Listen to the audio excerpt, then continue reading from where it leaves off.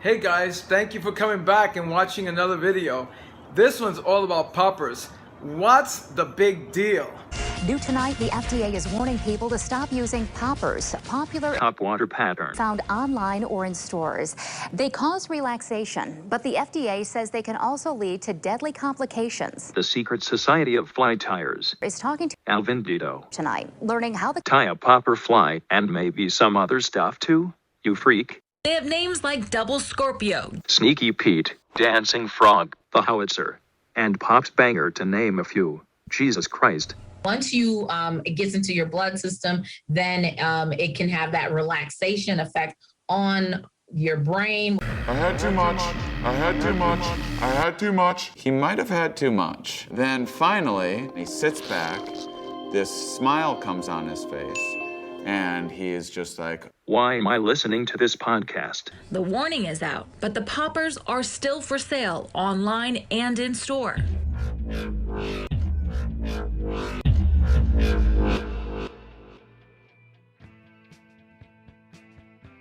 Hello. Thanks for joining me for another edition of the Secret Society of Fly Tires. I've been recording and compiling episodes of this show prior to going live on the World Wide Web so that I had what I felt would be a good starting point before launch. I know this probably isn't what you were expecting when you decided to listen to a podcast about fly tying. I didn't know what to expect out of it when I started either. But here we are again, enjoying each other's company virtually. Well, maybe you are. I'm alone in my garage pretending like I have an audience like some sort of fly tying Rupert Pupkin. What are you doing down there so late? It's impossible. I'm trying to tell you that. I act like each episode is highlighting a fly pattern, and they kinda do.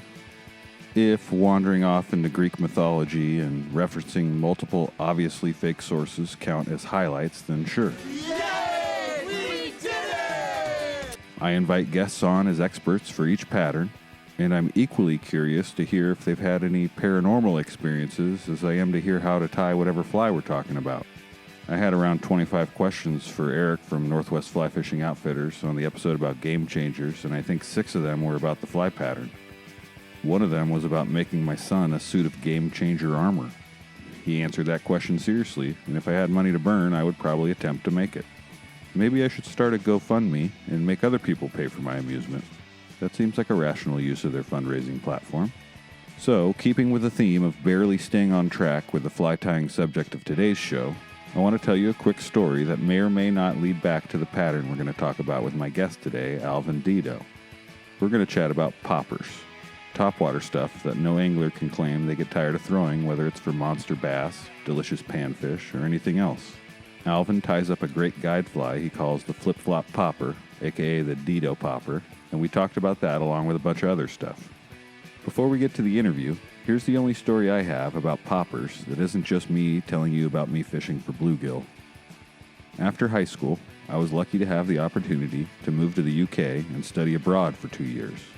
My family had roots in the UK, and my mom called her cousins in Birmingham to arrange a room for me, which she said was all mine for at least 6 months. My parents hoped I would find myself and felt that a little culture shock would be good for me. The only thing I had to do to keep my arrangement rent-free was stay in school, keep my grades up, and maintain a part-time job on the evenings and weekends. I was quickly enrolled into Birmingham City University and scored an easy gig as an English tutor to the very diverse student population at school. I settled into a fairly boring routine, and before too long, I hit it off with a couple other tutors working the same program as me. We had a few things in common. We all loved American baseball, fly fishing, getting drunk, and partying. Somehow, they had gotten access to a private beat on the Blythe River, and we usually ended up there after school before we had a tutor. We would always have a couple beers to relax, but this time, an Irish kid who was already pissed drunk had tagged along. As he stumbled around, following us down the beat while we fished, he kept mumbling about finding a spot to do some poppers. Poppers were not a common thing thrown around at my high school in California, so I had no idea what he was talking about, and had figured he just wanted to drink more beers or something, not huff amyl nitrates. Turns out he was drunk enough to not really understand what he wanted to do with them either, and cracked open all 3 bottles he had and chugged them down. What's the matter? Your mama didn't teach you how to chug? He swallowed and immediately let out a sound I had never heard before and fell in the River Blythe.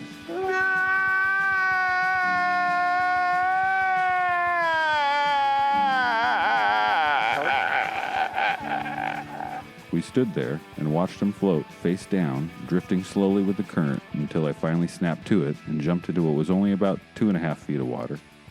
I quickly fished him out and was about to give him mouth to mouth, but one of my friends yells out for me to stop due to the popper juice all over this Irish kid's lips. Was he right? If I got too close, would I end up in the same state as this poor kid who was all popped up? I didn't want to get all popped out. What if I also got sucked into whatever drug-induced alternative dimension you go to after drinking popper juice and meet some mystic teacher that knows me from another life and I have to confront sins from a time I can't remember? I can't handle reliving every shitty thing I've done in every life I've ever lived right now. No, that's ridiculous, I said, and I told my friend he was an idiot and we needed to save this kid's life. He didn't like that I called him an idiot at all and punched me right in the ear as my lips were making contact with this Irish kid's lips and all three of us fell into the river. The next thing I knew, I woke up in a rural hospital, hungover and sandwiched in between the Irish kid and my punchy friend in one giant bed like Charlie Bucket's lazy grandparents. I woke up the other two guys and we all agreed we had to break out of whatever type of hospital would put 3 grown adults in one bed.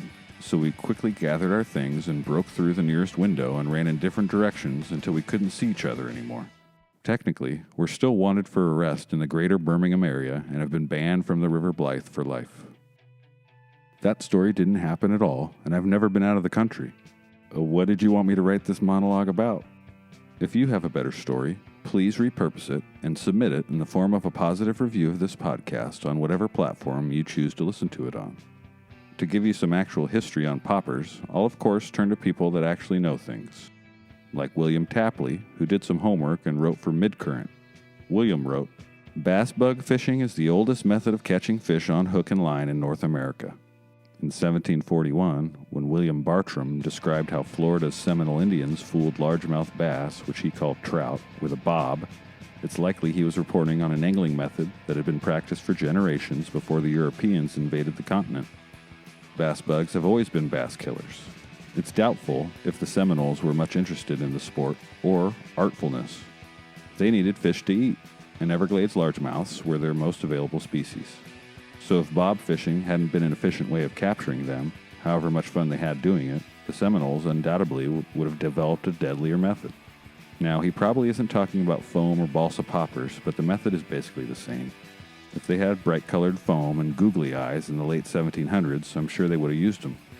Poppers can be twisted up using basically garbage, so I'll bet the Seminoles that are being credited with the first documented use of topwater bass flies tried all kinds of materials in their attempts to fool fish. Jason Lucas, the former fishing editor of Sports Afield, wrote, "Bass bugging is an extremely crude form of fly fishing, if fly fishing it can be called. A child of average mentality should learn bass bugging in a few minutes. You better not be talking to me. Or you." I'm not going to get too deep into stacking deer hair on this show, as I plan to go into more detail on that and other materials in future episodes. But that is obviously a big important area of topwater bass bugs. We're going to stay in a different lane today and focus on a guide fly pattern that one of my favorite personalities in the online fly fishing world ties and fishes often, the Dedeaux popper. Here's my chat with Houston's own Alvin Dedeaux. Let's dig into it. So thank you, Alvin, for coming on the show. And thanks for having me. Yeah, when I was mapping things out for this podcast, I made a target list of people, and I wanted, people I wanted to interview, and you were way up towards the top. One of the main reasons I decided to give this podcast a shot was to meet all the people I've been watching online and reading about for the last decade or so. And, I really love and appreciate the different types of people in the fly tying world and all their different approaches to the hobby. And I just want to absorb as much as possible and learn about the people as much as the hobby, I'd say that most of my guests up to this point have been folks who kind of embrace the artistic side of fly tying and might even enjoy tying just as much as they do fishing. I've been excited to talk to you because from what I've learned watching your videos, you seem to be kind of the opposite. Like, not that you don't enjoy it, but it fills a different space for you, right? Yeah, definitely. I do appreciate a very artistically tied, technical, beautiful fly, but for my day-to-day purposes, I need something just down and dirty, quick and easy to tie that actually catches fish and doesn't fall apart after 20 fish. So that's kind of been my focus for fly tying. Cool. And the fact that I do guide full time, so I just don't have a lot of time to devote to the tying part of it. So it's just been kind of, I've moved into the, area that I'm in because of, my needs, as a full-time guide. Cool. Yeah. I mean, you've been an influence on me as a tire and, and this podcast because of your simplicity and, your honest, like open approach to the whole thing. It's the same way that like punk rock was for me and giving me like the confidence to play guitar in a band, And I was a huge punk rock fan, so that might have a parallel. There we go. I mean, is that an intentional approach, or maybe it just comes naturally, like you said, right? I think it just comes naturally, the punk rock was probably where I sort of became, where I felt like I had an identity. As a matter of fact, I just saw a picture recently of a Black Flag show. Henry from Black Flag. With me and Henry Rollins in the same picture. Oh, wow. No way. He's on stage and I'm like falling onto the stage. And yeah, I mean, that was, before that, I was just a kid and I didn't really know, who I was or what I was going to be. But that whole punk rock thing made it, like, okay, well, I guess this is what I am and I can be whatever I want to be because, punk rock says that there's no rules. Yeah, so, man. Yeah. Maybe my punk rock experience has definitely influenced my fly tying. Nice. Yeah. I mean, it's an important role in growing the sport of fly fishing and fly tying. I mean, it often seems kind of inaccessible, too tough, too expensive, snobby, whatever, Yeah. Yeah. Like how and when did you start tying flies? Man, I started tying flies shortly after I started fly fishing, and partly because when I got my fly rod at 12, I mean, it was a miracle that my parents were able to find the fly rod in the first place. And there just weren't very many flies available out there. Maybe those little aluminum tins, with the little twist top that spun around that had like a different selection of flies, but they were garbage.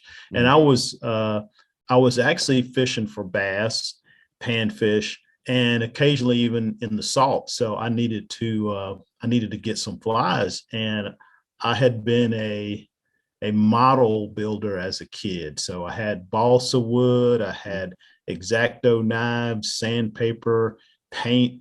And so I just started making, and initially my flies were mostly like balsa wood creation. So like frog patterns and poppers and stuff like that.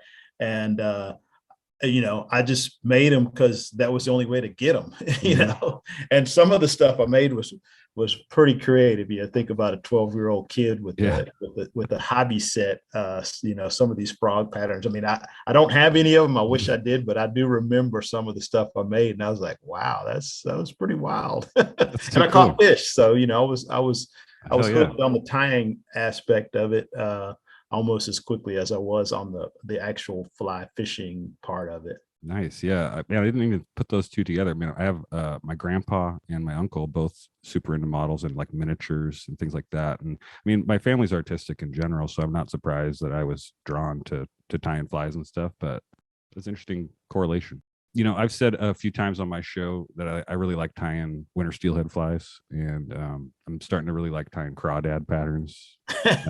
What kind of flies do you enjoy tying? Like when you're sitting at the man, I actually I really do enjoy tying the simple stuff like a Clouser minnow, or my Dedeaux popper.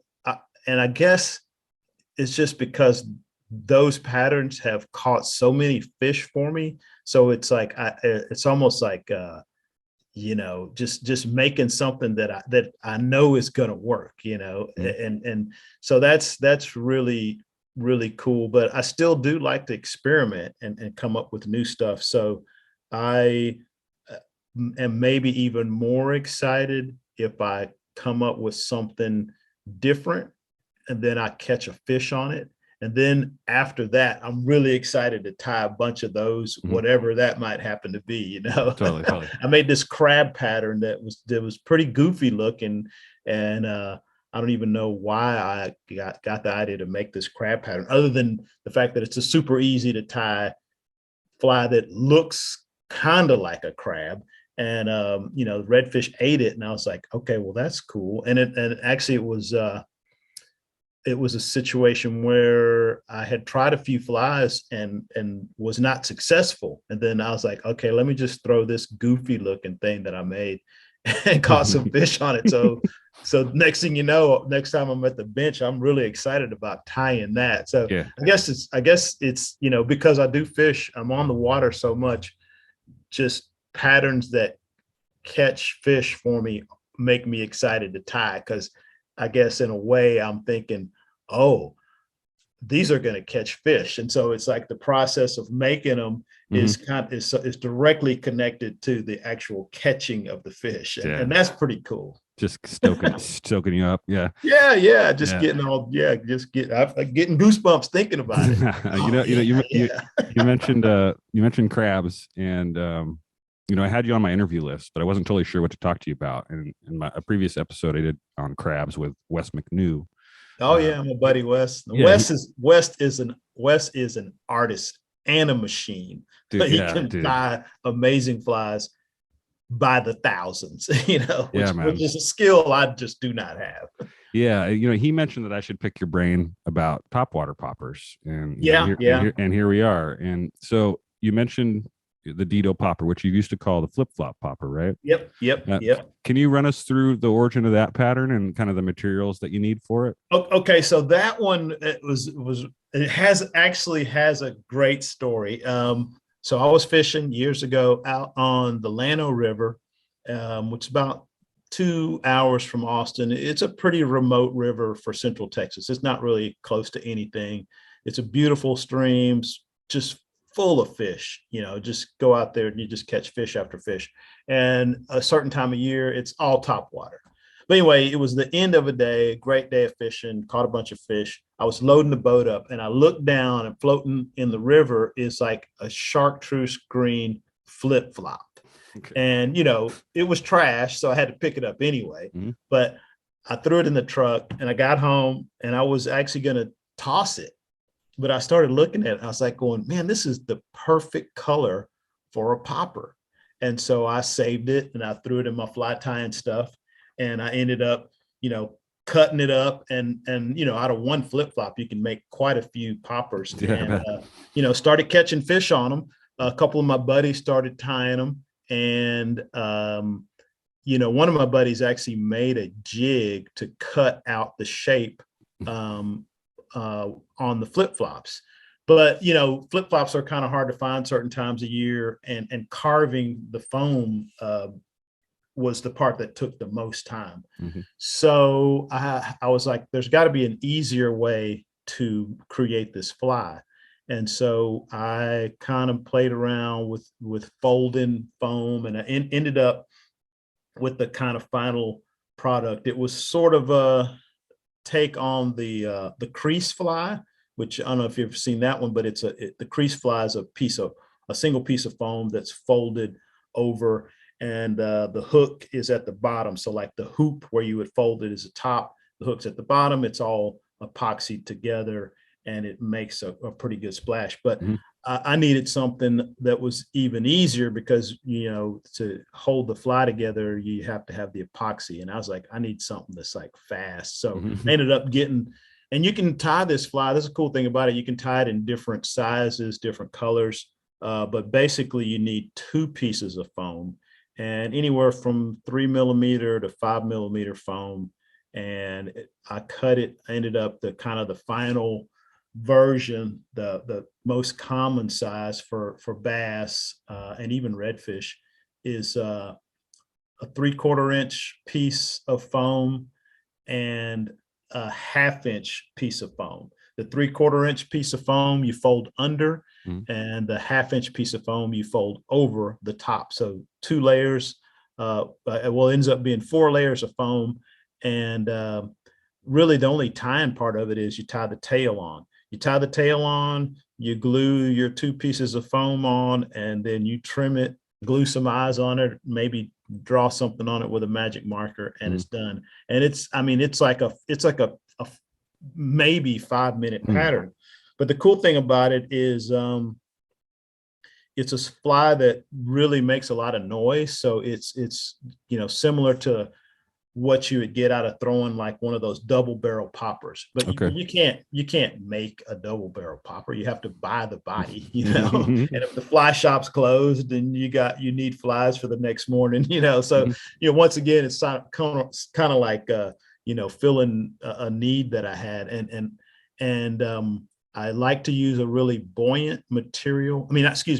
A really absorbent material for the tail. So like a rabbit strip is what I usually use.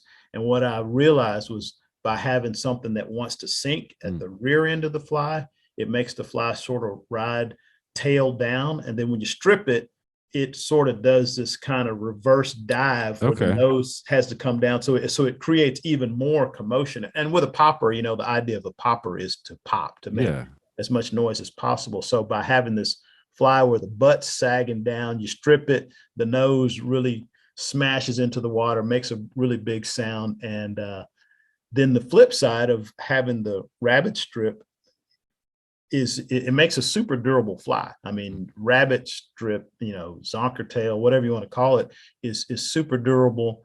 The foam is super durable. The only thing that usually goes wrong with them is you'll lose the eyes, but I'll carry sometimes, a bag of eyes and some super glue, it on the boat with me so I can glue eyes on them. But I don't think the eyes even really matter that much. They do add a little bit of rattle sometimes. They do add a little bit more buoyancy, but I've caught plenty of fish on the flies with no eyes. So yeah, it's just a super durable, easy to tie, catches fish, and it's been one of my favorite patterns. Nice, dude. Yeah, I'll link to a video of you tying that in the show notes so that people can check it out. It's hilarious to hear that this cool fly was birthed from garbage. I love it. Yep. I'm not sure. You never know. It's I guess it was like a karma thing. I picked that flip flop up to get it out of the river, and it turned into something wonderful for me. for sure, dude. Have you heard of Project Litterbug? You familiar? No, I have not. So that is actually you can look them up on Instagram. I'll link to them in the show notes too. It's a account where this guy's tying flies out of garbage, kind of specifically. So whatever he finds, he's tying up, and it's rad. I love it. That's awesome. So Project Litterbug, that is awesome, man. So because that is one of my things. We fish a lot here in Austin and on the Colorado River, and it's an urban river, and so there is a lot of trash runoff from the city. So that's been kind of one of our big missions. We hold a big trash cleanup every year on the river. So we may have to do something in conjunction with the trash cleanup, maybe like have a fly tying. Yeah, there you go. Like who can tie the most creative fly with trash they found out of the river or something. Totally. That's got some wheels rolling. Yeah, dude. I mean, that's the nature of having a metro river. I'm in Sacramento, California. I'm not sure if you've ever been out here, but we have the American River that runs right through town. And yeah, I've heard of it. I've never fished there. Yeah, it's the same problems. Lots of garbage. It's a bike trail that goes around the whole thing too. So there's a lot of traffic, but man, that's awesome that you made something good out of that garbage. So I've heard. So you were talking about the sound. Do you alter poppers to produce different sounds? I mean, is that a target when you're tying these up? Is changing the way they sound when you're stripping them in?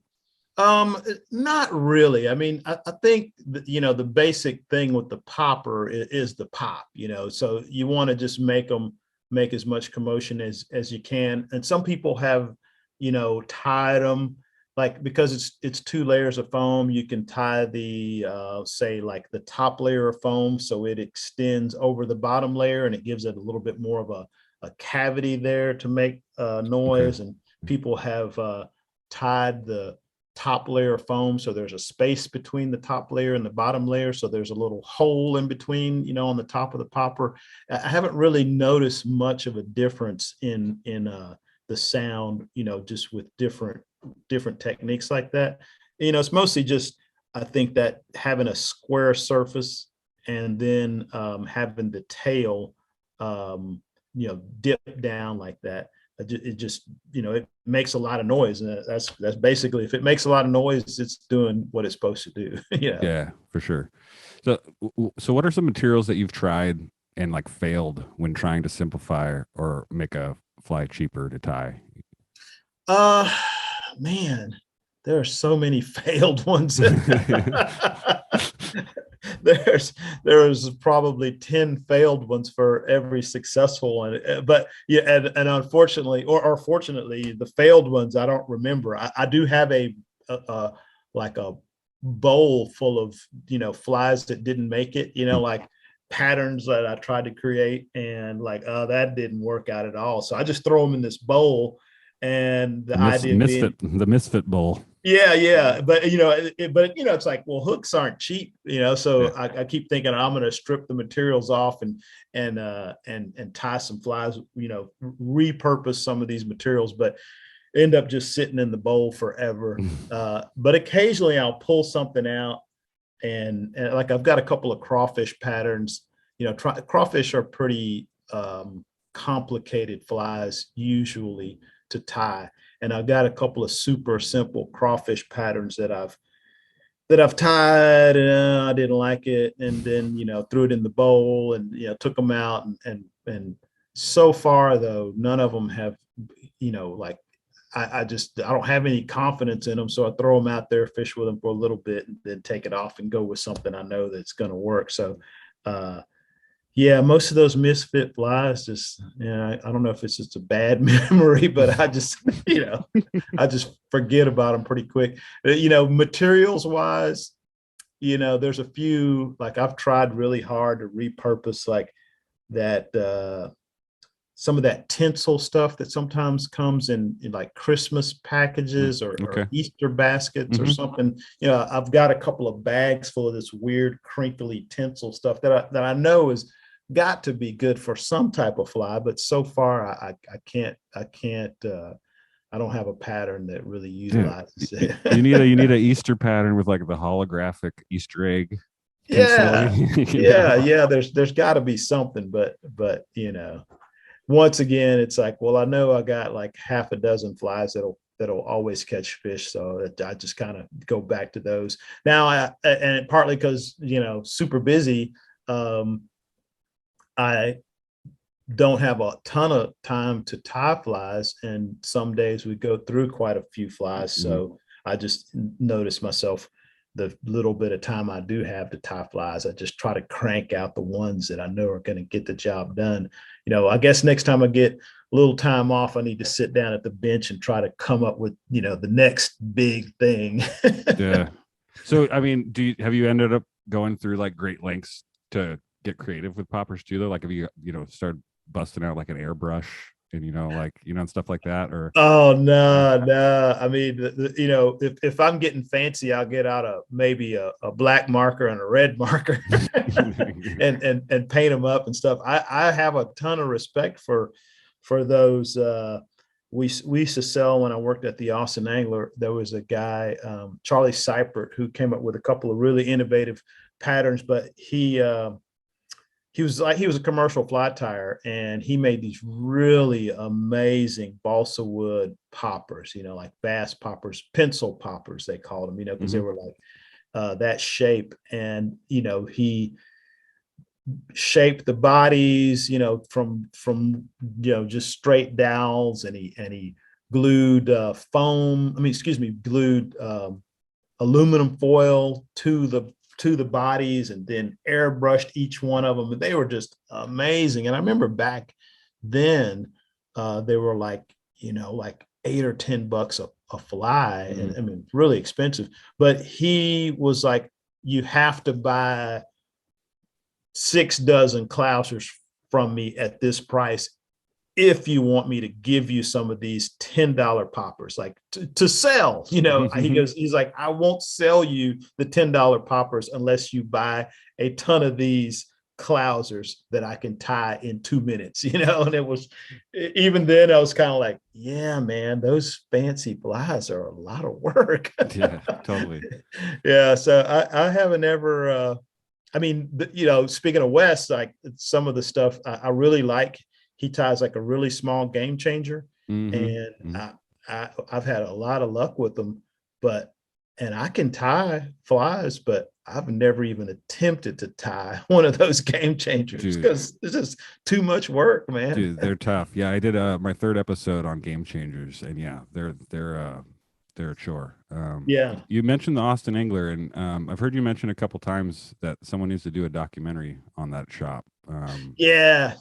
Oh, go ahead. I mean, it's legendary, at least in like this part of the country. You know, it was the only fly shop for a long time, and we had just about every manufacturer there was, and then just some of the people who work there or clients there over the years have just gone on. It was I think and then the I guess the first big thing was when they did the They Don't Take American Express commercial, and they played that during the Super Bowl in like 1987 or something. So the place had a lot of magic, and probably doesn't a week go by where somebody says, "Oh man, somebody should bring the Austin Angler back."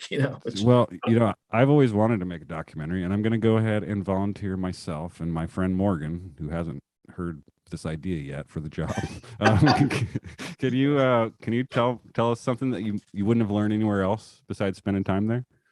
Oh man, just everything. So when I moved to Austin, I don't know, it's like 17 or 18. I'd been fly fishing for a while, since I was 12 years old. And I went in the shop, like that was like one of the first places I went when I got to Austin. And I remember buying a bunch of deer hair bass bugs.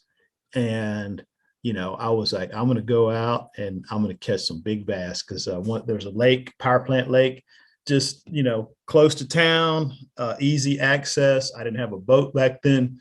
I just went out and waded the shoreline, and I was throwing this I think it was like a Dahlberg diver, I believe.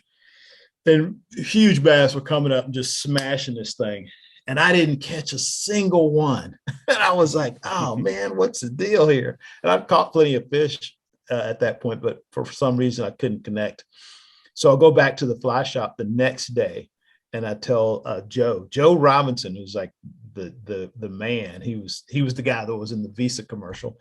I'm like, Joe, I went out there, took that Dahlberg diver you sold me, and just had bass blowing up left and right. I didn't hook a single one.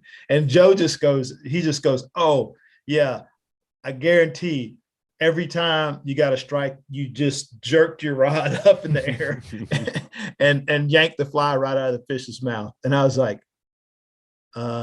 yeah, I guess that's exactly what happened, And so he was like, he taught me about the strip strike. He's like, you got a strip strike. You keep the tip down, keep it pointed at the fly, and when the fish grabs it, just give it another good hard strip.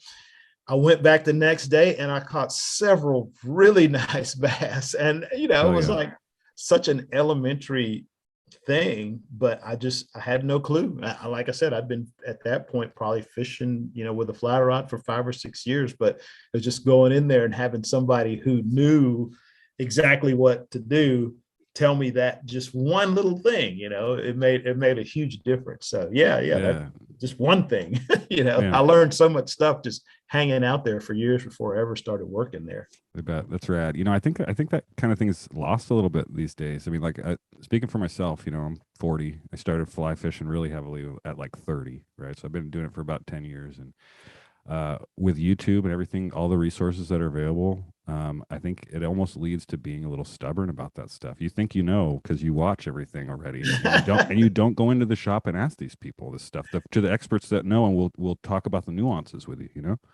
Yeah. I mean, it is. I mean, on the one hand, it's great because a lot of people don't have access to a person or, a fly shop or whatever.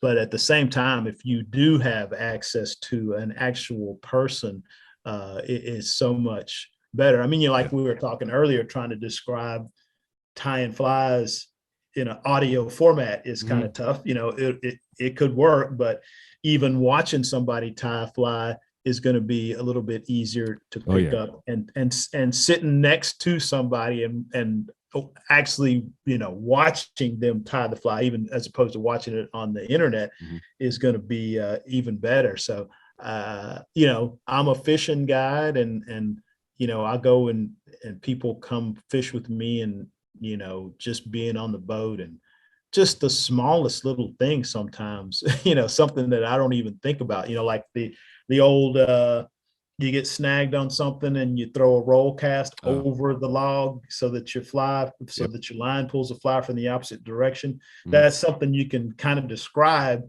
but when you see somebody do it and it works, I had so many people go, "Oh my God, that's like a magic trick," Yes, it is. Yeah. And it's just a simple little thing, but being there and watching it happen is it's pretty amazing. It makes me chuckle every time somebody does it for the first time and it works, and they're just like, whoa. Yeah, totally.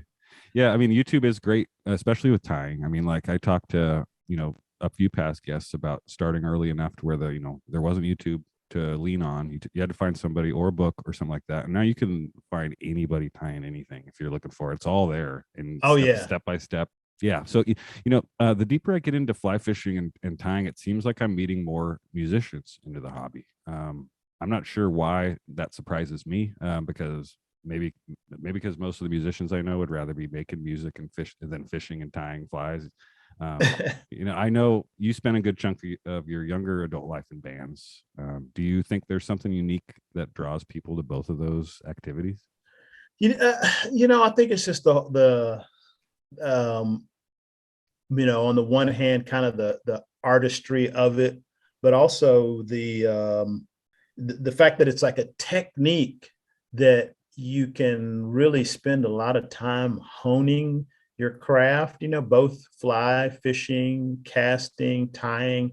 It's one of those things you just kind of never completely master it.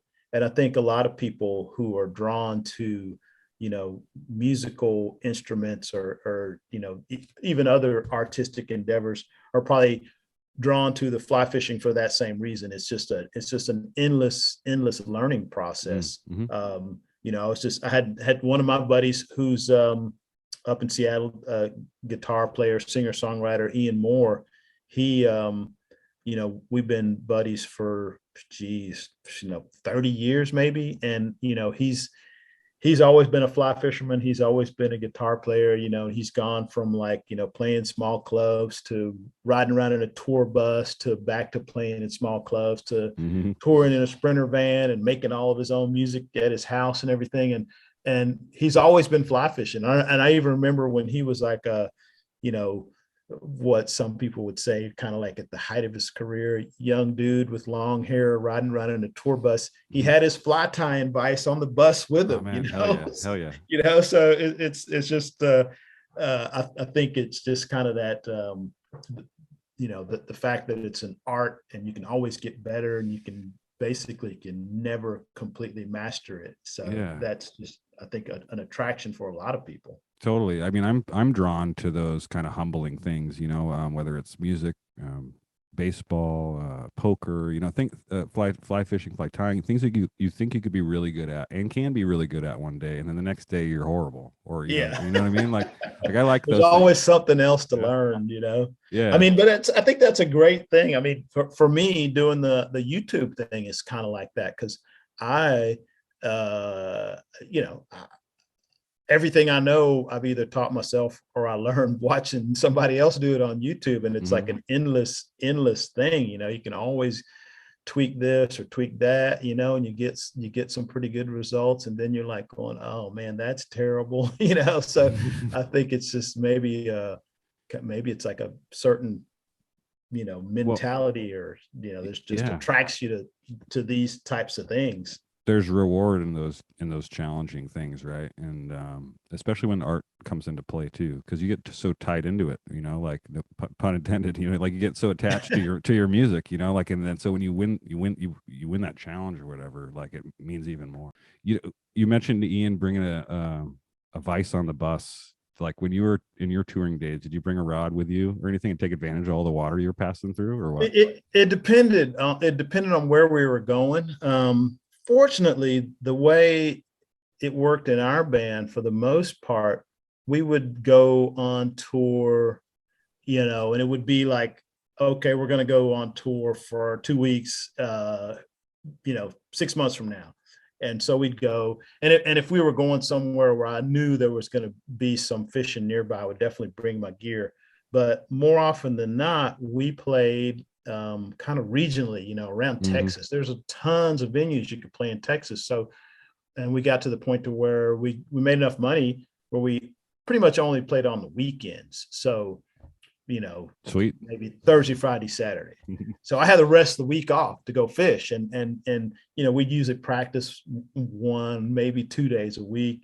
And a lot of times I could skip out of practice and just, drive to New Mexico and go fishing for the week. So I wasn't too worried about missing out on fishing when we were on tour, just because we weren't like a nonstop touring, 9 months out of the year type of band. Pretty much everybody had families, some people still had real jobs, and it was I had a lot of time to go fishing, hang out at the fly shop. It was great. It was, I was a 20-something-year-old guy, no responsibilities, got paid to play music, and got to fish in my free time. Man, that's awesome. Yeah, I mean, I kick myself because we did, I played in a lot of bands too, and I feel like I was passing over awesome water driving across the country. I never brought anything with me, but on the other hand, we were so busy too, and we were all working, and we'd do things like, I'm in Sacramento in Northern California, and we'd drive to the Troubadour in Hollywood, play a show, drive all the way back the same night, and then go to work the next morning, kind of thing. You know what I mean? Although we did that too. We, drive to Dallas and back and go to work, especially in the beginning, we weren't making any money. So it was just like, oh yeah, I got to go to work tomorrow. Yeah. I got bills to pay. For sure. Although that was a different time, Austin was a much cheaper place to live back then. And, that was when the whole slacker thing got started. You could work, a few days a week and pay all your rent and bills, and then create your masterpiece the rest of the time, whether it was music, a painting, or whatever, movies. Yeah. So if for people coming out to Texas, then like what are 3 patterns people would need to have in their box, fishing out in Texas somewhere? So I would say, and this will probably cover you for like 95% of the water, whether it's fresh water or salt water. A clouser, a woolly booger, and one of my poppers or any other popper, because depending on time of year, you can catch bass on the poppers, you can catch redfish on the poppers, you can catch all the other sunfish and stuff that are in our freshwater rivers and lakes. Everything eats a clouser too. Yeah. So clouser, popper, and a bugger. Now you'd want to have different colors and different sizes, but that's 3 patterns that I think would get it done anywhere in Texas. One of those 3. Maybe one of Wes's crabs. Yeah. I mean, there's a bunch of other ones that would work that I would want to have, but if I could only have 3, those would be the 3. So we talked a lot about kind of trying to keep things cheap and economical, tying. What are some tools that you think fly tyers should not skimp on when getting set up if they're either upgrading or buying gear for the first time? I could think of 2 things, and just because I have a bunch of fly tying stuff, but I have 2 things that were at the time really expensive, but have stood the test of time. So I would say the vise and your scissors. My vise is 20 years old. Mm-hmm. Yeah, 20 years old, and it still works like the day I got it. Awesome. I don't know how much it costs. It's an old Able vise. They don't make them anymore. They pop up on eBay every once in a while. People always ask me about it in the videos, like, what vise is that? But yeah, I got it 20 years ago. And so that was money well spent.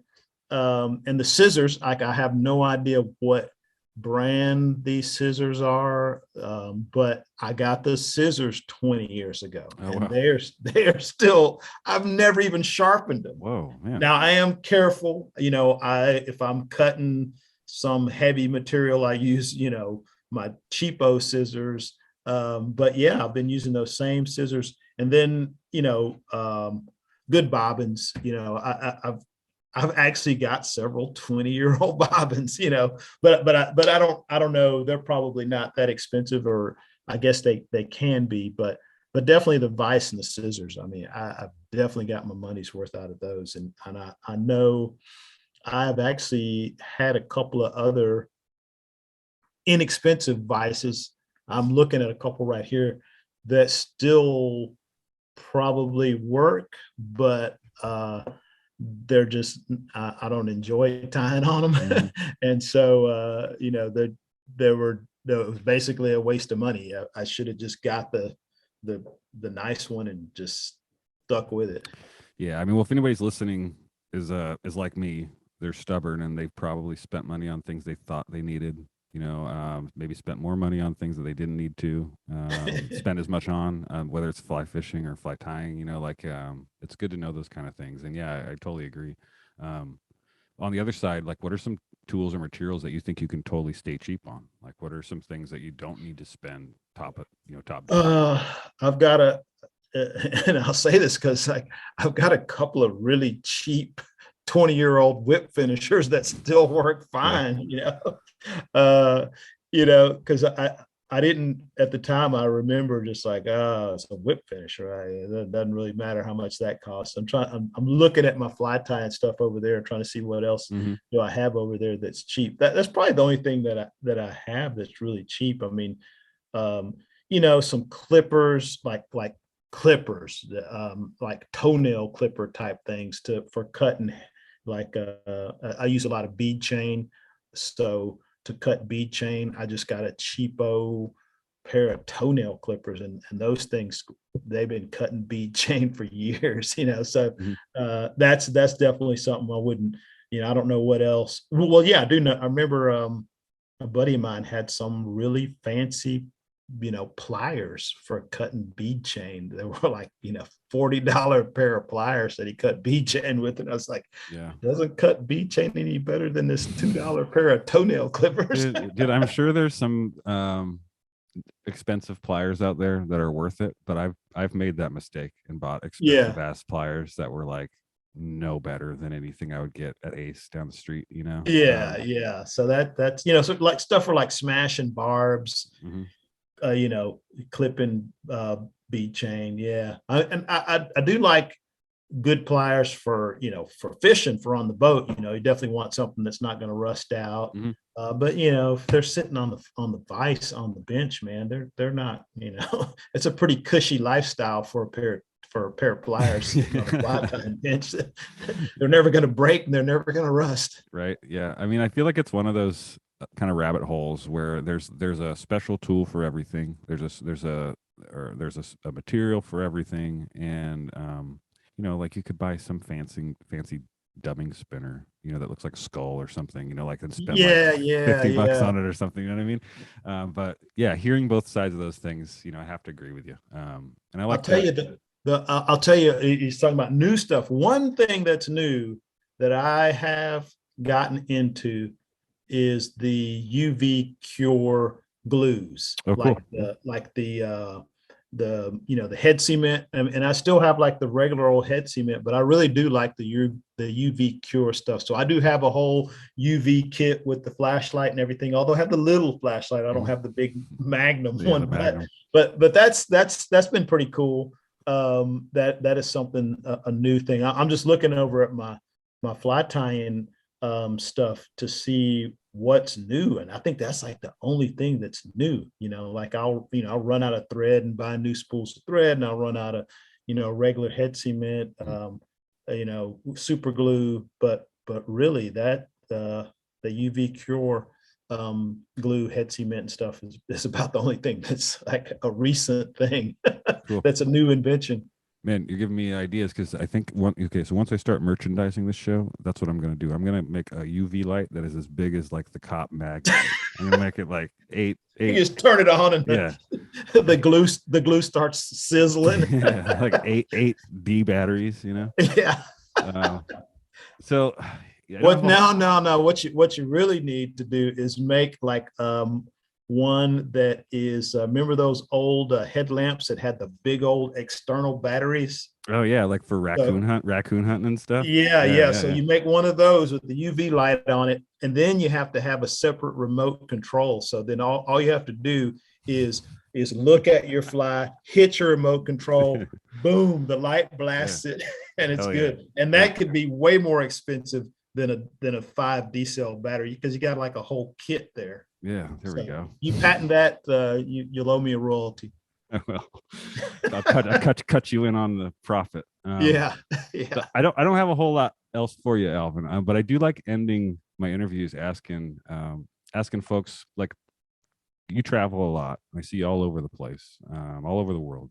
Do you have any like weird paranormal stories or experiences from from your life that you'd like to share? Well, that's it. That's man. I know it's not related, to time flies at all. I've had a few weird experiences. Nothing recently, man. Oh God, if I had a while to think about it, I could probably come up with something. I have at different points in my life been on journeys to find paranormal experiences. Oh man, you've been usually some type of substance to help create the experience. Sure.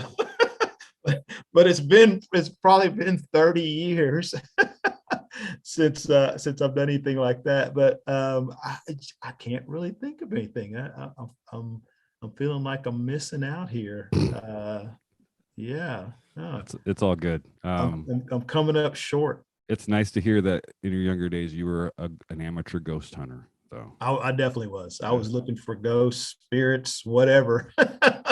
I found a few, and I left them where they were. as it should be. Well, thanks again for spending some time with me. I know you're a busy guy, and I told you I wasn't sure what I wanted to interview about, and it's mainly because I've already learned a lot from you by watching all your videos online, and you tend to pop up everywhere, whether I'm looking for fishing videos, gear videos, hunting, and the timing's always kind of right. As soon as I was getting started tying flies, there you were, and as soon as I dipped my toes into hunting, there you are on Meat Eater. Anyway, above all, I know that I wanted to have your laugh on my show, no matter what the topic was. Your energy and your positivity is infectious, and it's been a pleasure, dude. My family has some roots in Houston, and if we end up out that way anytime soon, I'm gonna bug you to let me buy you a beer. Yeah, man, definitely. We can go fishing. For sure. I need to get up in that part of the world and do some fishing. So I will definitely keep in touch. And I'm all about laughing, having a good time. If you're if you're in Northern California, let me know, dude. At some point, I definitely will be.